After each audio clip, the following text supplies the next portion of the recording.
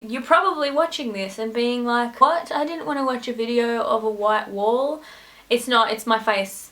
I'm just pale and freshly showered and non-makeup, so I apologise for that. This is going to be the 4th video that I'm doing for my Digitalk 202 Exchange Advice series, and this week's topic, as you can probably already guess from my slightly non-subtly placed Abbey Road poster, is going to be all about culture. Basically what I'm going to do with this video is split it into 2 parts. The first part is going to be all about the UK, and the second part of my video is going to be any kind of thing that you might come across as a cultural barrier or a culture shock when you go overseas or on exchange in particular. Let's get some British music happening here. One point I will raise straight away is that they don't like it when you call them British, they're actually English. I made that mistake many times and nearly been shot for it. Before I left I had, you know, the stereotypical image of what England was, you know, scones and crumpets and little guys with the fluffy head things. I did pick it mainly because I love the place and I love the people and I love the culture, or at least what my conception of it was, and I've always wanted to go there, so I thought if I went there and stayed there for long enough I would just like assimilate into their world and become British. There is still hope in my heart.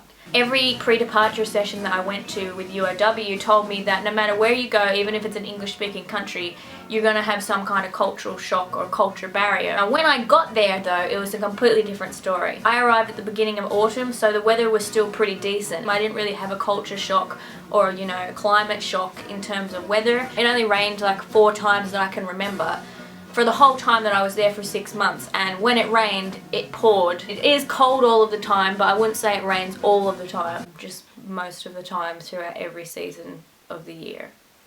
Another cultural barrier that I thought I would face is getting used to the English accent. The people that I lived with in my flat all had kind of accents from similar areas, so I didn't really experience the full spectrum of English accents, which some cases I'm probably glad about, but so I didn't really have a problem understanding what they were saying, except for some of their colloquialisms and greetings. What is all right supposed to mean?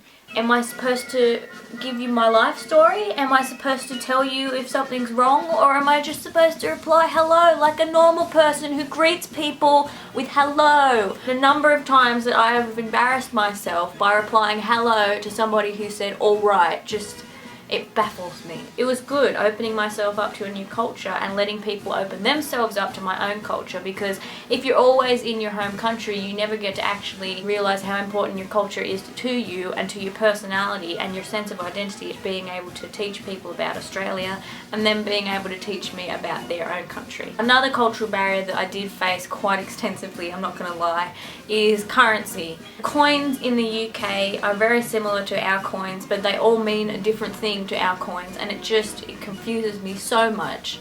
And pennies, like what is up with that? Currency is something that you get used to over time when you deal with cash, when you deal with transfers. It's just something that you got to keep mindful of, because you don't want to be ripping yourself off or have that awkward thing at a restaurant where you give the person the wrong sum of money, or you don't pay them in full because you thought, oh, this is worth this Australian in my head. Oh wait, no, it's not. You're wrong. Reconsider your money and your life choices. Another thing that I found quite difficult to adjust to was fashion. Don't buy your clothes in Australia before you go over, because the clothes here are not built to survive an English or European winter, whereas the clothes there, they're much cheaper generally and they're built to last. I bought 2 coats which were £50 each, and I used them for the entire duration of exchange. I would literally go to my class wearing my pajamas with different pants and the coat over the top, and I brought all this stuff back and I can't use it now in Australia, so it's a bit pointless. Also, it adds extra baggage for me because I'm going back over there and now I have to take all the stuff back, whereas I could have just left it there and that would have made more logic. But anyway, enough about my own stupidity. Moving on. One of the things that I did find very different in the UK to Australia was food. The first week I got there, I went to Morrison's supermarket and I nearly had like a heart attack when I found Vegemite right on the top of one of the shelves. It was super expensive, but like, it felt like home. Some of the food I understand, and some of the food I tried I actually liked. I actually will admit it's better than most Australian food, but other things like black puddings and pork sausages. They don't have beef sausages. You don't know joy until you've tasted a beef sausage from a barbecue, and they will never know that. And you can't tell when they're cooked because they're white and they stay white and then they just burn, and I hate my life. I hate it. I'm not ready to let go of beef sausages, but it's a sacrifice I have to make. Alcohol was good as well. There was a lot of new alcohol that I tried. I didn't really open myself up to like wine and beer, A, because I hate beer, and B, because the most expensive wine I bought was like £7. I was like, I feel fancy tonight, I'm going to buy a £7 wine. Yeah, it tasted like urine. Another thing about the UK that is actually true to the stereotype is tea.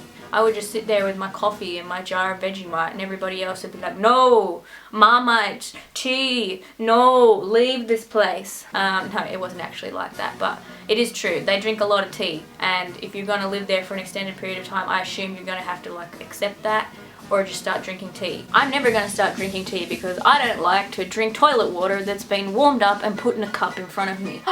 No, she didn't. What? In saying that, as an overall like reflection on my exchange experience, I love UK culture and I love UK people, and I just think they're hilarious. I learned so many new words like banter, which I now use in everyday conversation. I'm just going to go back there and stay there until they have no choice but to accept me as one of their people. Just like pull an Ariel the mermaid on me and just put your voice into my voice box. That's all I want in this life. Alright, so now that UK culture is done, we can get rid of the Abbey Road poster and the British music. We can turn that off now. Other general culture shocks or cultural barriers that I can think of for any country that you'd be going to, English speaking or not, when going overseas on exchange. Obviously, the main cultural barrier that you're going to face if you're going to a non-English speaking country is language. Unless you're going over there to take a class in the language, you need to learn, you know, common phrases and sentences and stuff like that, or you won't be able to function in everyday life. Another big thing I found, particularly in Europe, is tipping. It was expected that you would tip a percentage of the price that you paid for your meal. In Australia, tipping is accepted, but it's more of an optional thing, whereas in European countries it is, you know, strictly the tip is part of the percentage that you put into your meal. If you don't know about little things like that, or you know, more major things like what side of the road to drive on, you're gonna have a bit of a hard time, my friends. Another, not really cultural barrier, but more culture shock for the other people around me, I found, was when I was traveling, you can always pick out the tourist in the crowd, and if you can't pick out the tourist in the crowd, that's probably because